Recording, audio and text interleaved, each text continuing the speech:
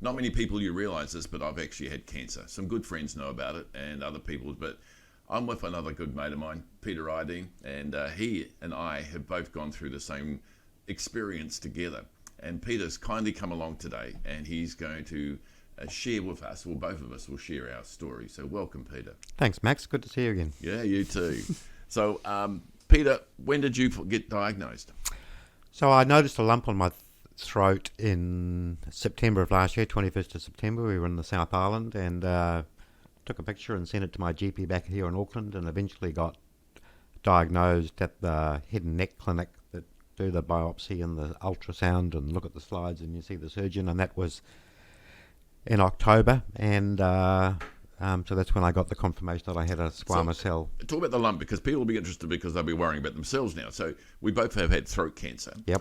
But I had a lump as well. So Yep. they told me, because mine wasn't too exposed, but they told me that it's just here it was. Yep. It was actually the size of a golf ball inside my throat.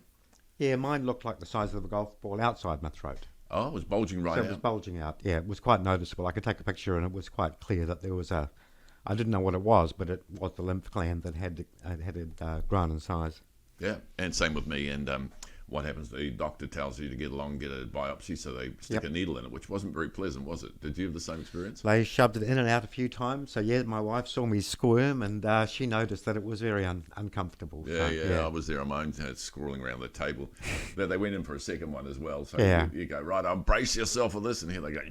So they go in there and take a bit out and put Yep. it under the microscope. Yep. And then... It took a week after that to confirm. The initial diagnosis was they couldn't see any, but they said that's not definitive. It needs to go to the lab. And it was a week later that they confirmed it. And then what they do is, once they've confirmed it's cancer, they do the PET scan, and that's the whole body. Were you bracing yourself for cancer? Because I just didn't think it was going to be serious. No, I didn't think it was cancer. Because you've got some medical people in your wife's of Yeah, my medical wife's background. my wife's worked in the medical sector. So yeah, no, I wasn't expecting cancer, and No, it was me quite a neither. surprise.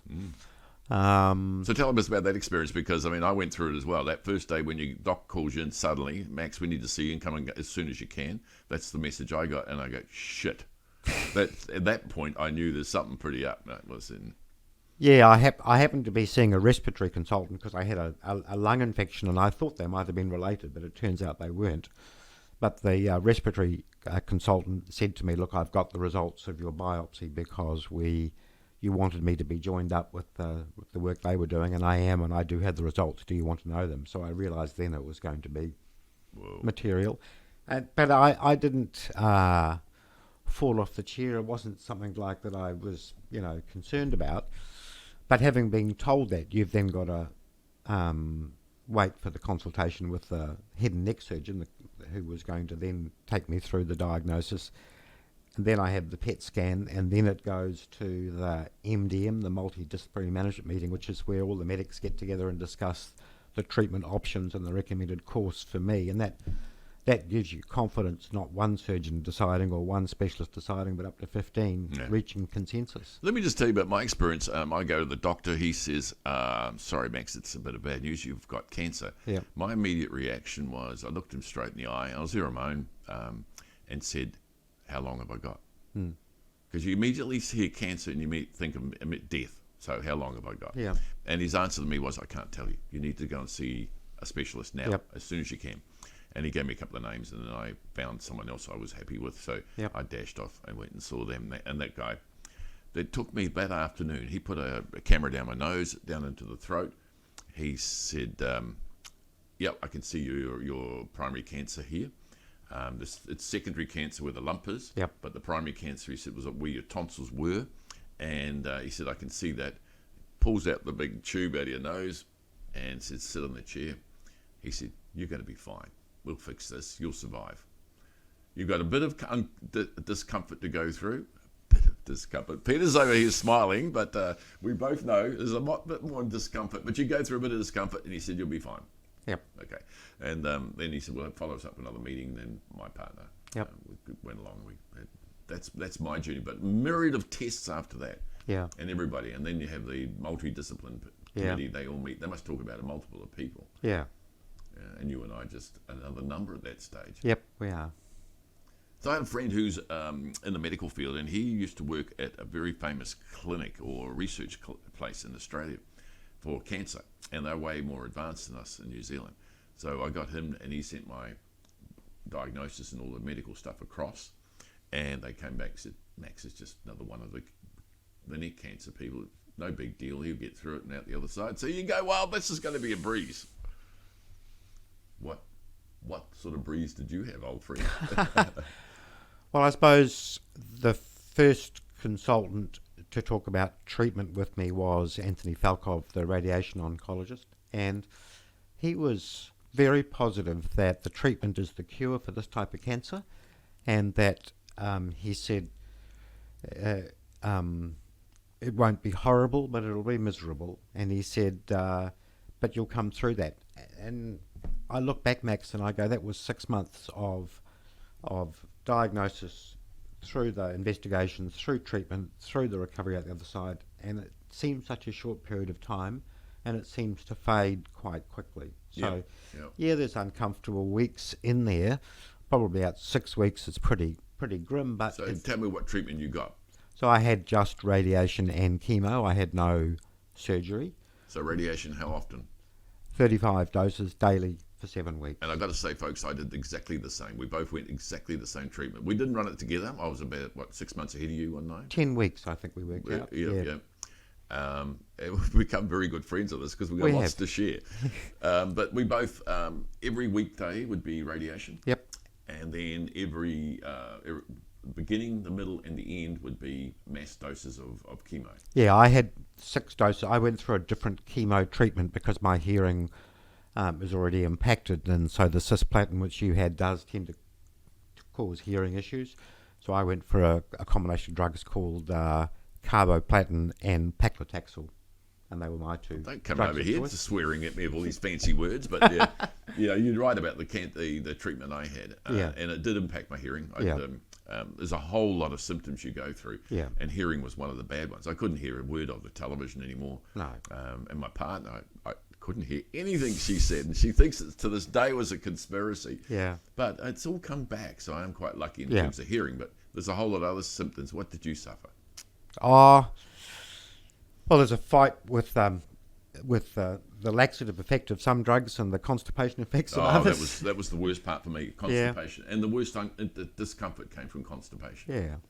And I have to say I didn't have that much pain in my throat. That he said it would probably be about as bad as a bad strep throat, and that would be it. I would agree. So yes, the cocktail of drugs from the chemotherapy side knocks you around a bit. Can you rattle through, because I can't even pronounce some of these things, but you're actually all favourite. We almost had identical with the cocktail I had. I think we did. What sort of painkillers were we having? So I had gabapentin, which is a nerve painkiller. I had fentanyl patches, which would last for 3 days, and I was taking oxynorm, the liquid morphine, and I was taking paracetamol. And I was probably on the stronger three, the gabapentin, the fentanyl, and the liquid morphine for about 4 weeks. Yep. And you think you're normal, don't you? But as you said before to me off camera, you're actually probably up in the clouds somewhere. Yeah, you have a brain fog. I think the fentanyl in particular, which I didn't really enjoy. So I can tell you, I probably the morphine. I think I probably could get addicted very quickly. I got myself off it as soon as possible. Yeah. But you just feel comfortable and happy, and no pain, no discomfort. And you think you're normal. Just think you're actually quite normal. The one experience I had, Peter, was lack of energy. I like to walk every day. So I do 12,000 steps today, and so have you done it. Even though we live separate lives, but we both do very much the same. But at that time, I was down to 1 power pole length down the road here, and struggled to get up the drive. Yeah, when the fatigue hits you, it feels like you've got lead in your thighs or lead in your shoes, and you literally can't get out of bed. And the funny thing is, you can feel that way at 7, and by 9, you're feeling fine. So the fatigue, it's hard to predict, and when it hits you, it's tough. And it's tough because you haven't got the energy to do things. But I was given permission to sit on the couch for 9 months, but we still had to go in and get treatment every day, which was good to get off your backside. Yeah.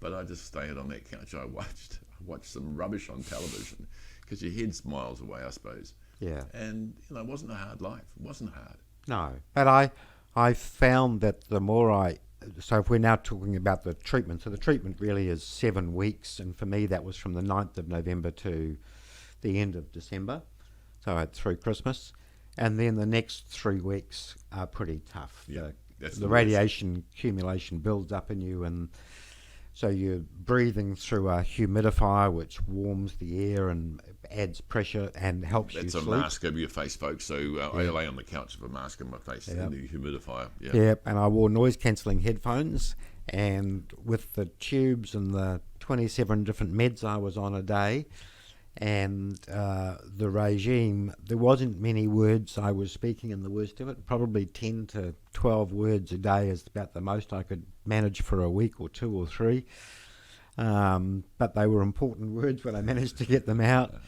But you come through that, and you learn that that's just passing, and as someone said, it's short-term pain for long-term gain. Correct. And look, motor mouth, Max, most people would find that struggling, that I actually lost my voice for a period of, I think it was only about 2 or 3 weeks, maybe 2 weeks. Yeah. And I could speak, but it was a bit painful to speak, so you don't bother. No. And no one seemed to care. No. And one thing we haven't told everybody about is that we couldn't eat or drink. That's quite major. No.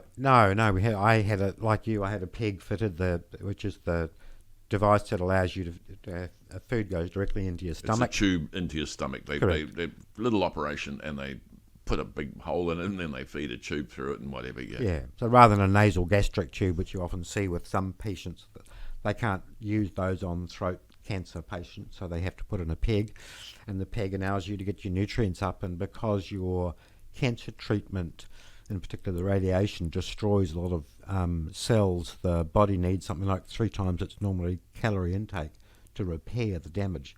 So the dietitian's constantly encouraging you to take in your calorie intake through the nutrition drinks they give you, and literally are they 200 ml bottles? There's little like milky substance in it. 399 calories. So these protein bullets hit your stomach, and they're... Well, we got some in the house here. We got enough to last me a few months. Yeah. And they meet the ceiling because we just got these big crates of... Yeah.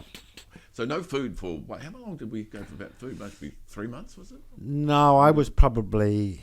I was able to drink the Ensure drinks until about... I couldn't. Until about week 5 of the treatment, and then essentially the radiation creates a burn probably on the inside of the throat like it feels on the outside, and it's just too painful to drink, and that's when you pour the nutrient drinks down into your peg and get the nutrients that way. So what is a little 1/4 inch tube roughly, and old-fashioned status 1/4 inch, and at the top you wind on a big syringe type thing. You pull the plug out of the syringe, and then you just pour this liquid in, and gravity feeds it into your stomach. You have to hold it up high. You hold it down low, it's going to whittle it all out. And, so you hold it up high. And I was quite comfortable. I never got hungry. I never got thirsty. No, I got overfull, if anything. Yeah.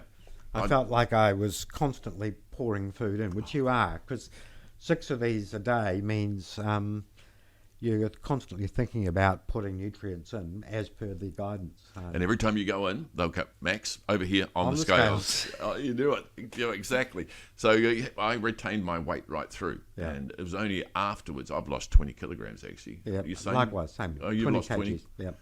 God, we're a bloody amazing machines, you and I, aren't we? Yeah, back to the 70s for me. I feel great. Yeah. I feel fit. I feel healthy. And life's normal. Few consequences. I can't get... my voice won't go any higher than this. Okay. I've still got a bit of a radio voice, which is good. But I can't get any higher. And also it's a restriction to eat. And I haven't got a lot of saliva. So it usually takes me about 700 mils of water with every meal to wash it down. Yep. And you do the same? I'm the same, yeah. Saliva's down. Can't eat at the pace I used to eat, and can't eat the quantities I ate. And I don't have quite the same enjoyment for the food, although my taste buds have probably come back from 40 or 45% to 50 or 55%. Yeah, I think I'm the same. I think my taste buds are slowly getting there. Oh, I don't know. I suspect that I'm not going to get much better, and I'm a bit ahead of you. But I don't know. You don't enjoy food as much as you used to. No, I think 6 to 12 months is when they expect your taste buds to return, but they make no guarantees or commitments about taste or saliva. I'm sort of resigning myself to the fact I'm going to be like this for life, but I'm bloody happy to be alive. Yeah, likewise. Absolutely. I look back, as I said, and I go, actually, the consultant summed it up quite well. It'll be miserable but not horrible, and you'll get over it. A little bit of discomfort, Max, for me, but you're quite right. And look, you reflect back and you forget the bad points. Both of us we're talking before. I made a video every 2 weeks. Yeah. You took notes. Yeah, I took a blog and shared that with a group of friends every week, and it was a really good summary for me to look back and figure out how I felt and how difficult it was. And the thing that probably I most remember, it was a bit lonely for a few weeks there whilst I was in the humidifier and in my, morphine haze and so forth, but you get over that. Oh, yeah, Netflix kept me going, and I used to watch some humorous rubbish, and then I'm fine. So, yeah, Peter, it's lovely to share with you because it's nice to know you're not alone on these journeys. But anyone else out there, if you're going for a journey like this, don't hesitate to reach out to Peter and I because we would like to help you. And look, I look at us both. We're pretty happy chappies, and I think it's really says wonderful job by our medical people. Yeah. The joined up nature of the team that they provided was tremendous between the chemo oncologists, the chemo nurses, the radiation oncologist and the nurses there, the dedicated nurses and dietitians, the speech therapist, the swallowing consultant. All of those people really make a big difference in terms of the way they communicate to each other. Massive team behind us, isn't it? Is. The surrounds, they just pack you with people all around you, and everyone's absolutely lovely to you. And if you were a pain in the backside, I think they would even still smile at you. But I don't know Peter that well, but I mean, you probably be like me and just took it and just went with it and enjoyed the attention. I did. Yeah, you just have to. You have to go through it to know what it's like. You can't describe it very easily to somebody, and it's hard for your partner to support you because all of the pain and the discomfort and the knowledge about the cancers inside your throat is such a critical part of your body, and you're worried about it. But to me, obviously, the worst time for me was before they started treatment, worrying about what's going to happen. And ironically, as soon as the treatment started, my anxiety seemed to go away, and I felt a lot better about it. Well, I probably didn't suffer that. My great surgeon, he told me about the discomfort, and I was comfortable I was going to get there. But what I did, Peter, is I blocked anyone coming to see me. Yeah. And I thought, I'll ride this alone. I don't want people to see me at my worst. And I thought I might be bedridden, but never was. Never was. No, and I really didn't feel like visitors. You're pretty introspective over those. Yeah, you're pretty intensive, flat. Yeah. All right, Peter. Thank you Max. very much. That Thanks was very much. great. And anybody wants any questions, just come back Happy to to Peter help. and I. Cheers. Cheers, Max.